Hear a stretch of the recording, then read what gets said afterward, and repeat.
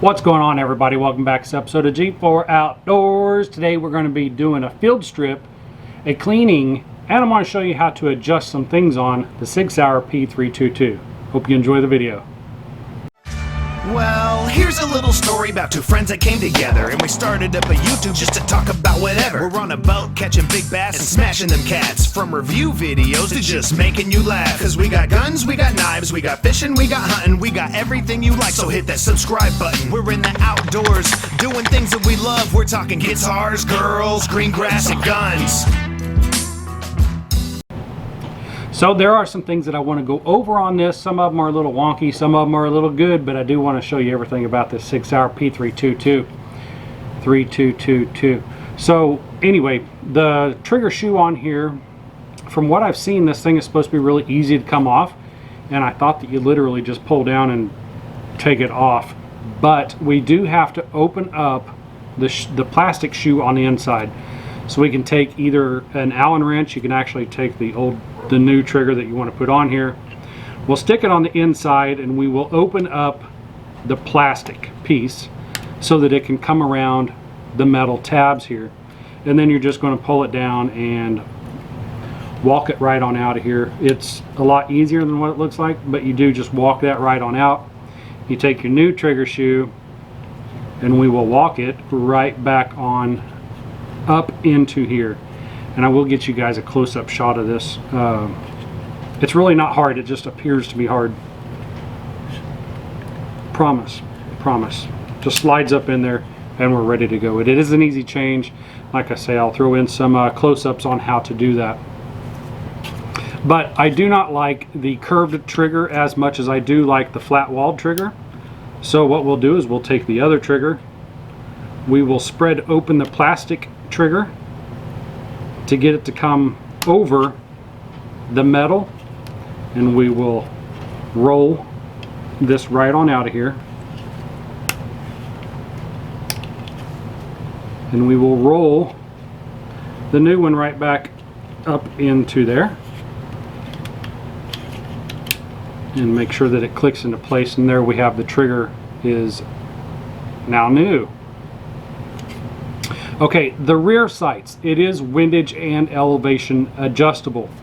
So it does come with a little bitty Allen wrench, and it goes into the left side of the gun, and we will turn this either clockwise or counterclockwise, depending on whether you want to raise it or lower it. But let me show you this, and I'll have to roll in another close-up footage of this. This is an infinite adjustable rear sight. It says that each click is 0.3 inches at 15 yards. But there's no clicks in here. And what this is one solid cam, and it will continue to go around in circles. So the rear sight just goes up and down, up and down. You can keep on turning this forever and it'll just keep going up and down, up and down. A problem with that I'm seeing that will occur if you have this raised all the way up and it's not like top dead center of that cam. If you're laying on the side of it and you're shooting this, I do see this wiggling down, and eventually you're just going to be off target and you're going to start shooting really high or really low. And if that happens, well, it's probably because of this cam back here that's adjusting the elevation. And I'll also bring you in a close-up on the windage as well. There is a Allen wrench spot back here. For the same Allen wrench, we will loosen this screw up, and what I was hoping to see was, like many other guns, you turn the Allen screw up here and that will move your windage back and forth, but this is actually manually manipulated. So you manually put this where you want it, you put your Allen screw back in here and tighten it down to where it belongs. It's a little bitty Allen screw. So one thing that I'm not really liking about the windage on this as well is when you're at the range and you have to manipulate this by hand, and you want to move over, I don't know, a 1/4 inch at 15 yards, you got to do this by hand. Not only do you have to move it over, but then you have to hold it still enough to put the Allen screw back here, tighten it down, and make sure that you're spot on. So I'm not really confident or happy in the rear windage and elevation, which is why I went out and bought a Holosun red dot sight for this. I don't know, I suppose once you get this set up it might be good, but I'm not seeing that it's going to hold up well to a lot of rounds being ran through it. So how we're going to take this down is very simple. We do have a lever here on the side. Want to make sure that it's decocked.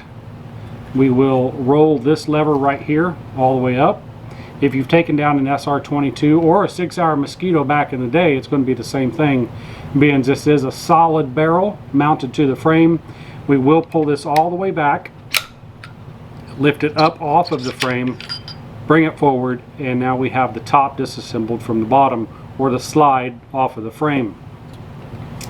This does have excuse me, a barrel bushing up front where you can take your thread protector off, take your barrel bushing off, and you can take the spring off, but otherwise it's just a solid component. I don't see any reason to take any of this apart. Along with the top, there's really no need to go in here, remove roll pins or anything like that to take this apart.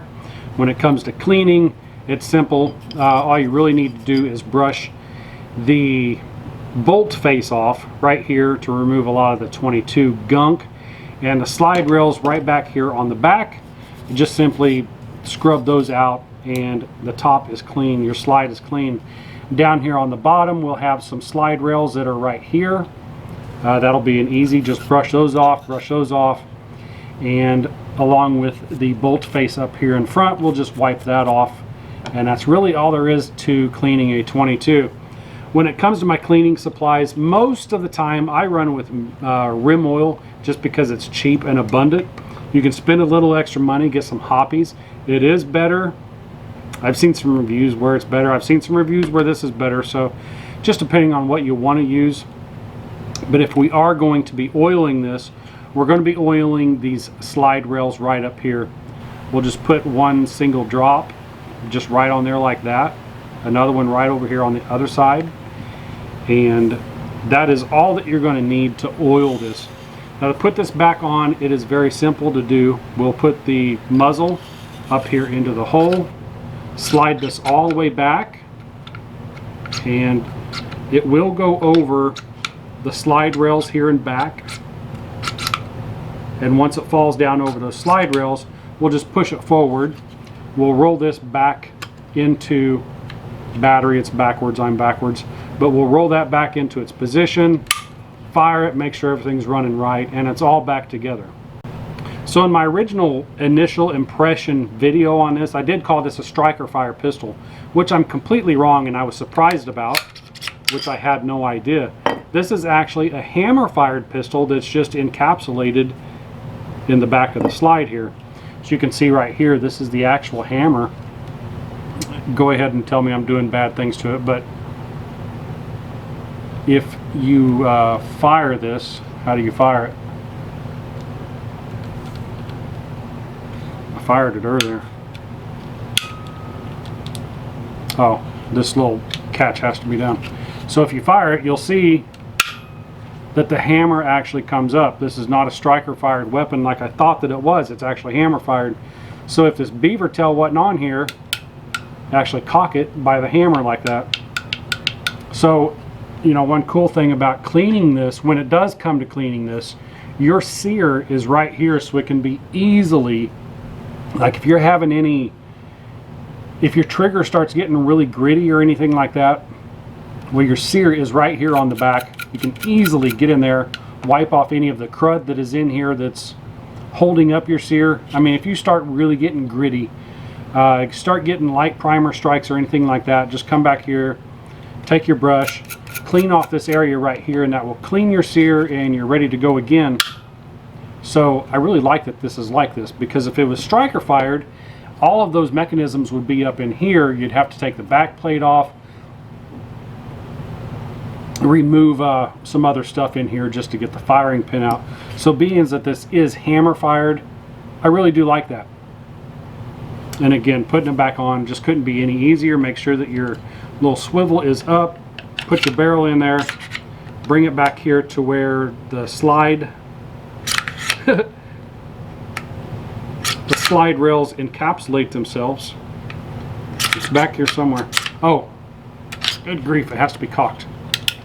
Cock it, Put the barrel up in there, slide it back to where the slide rails capture themselves, let go, move this over, and we're ready to go.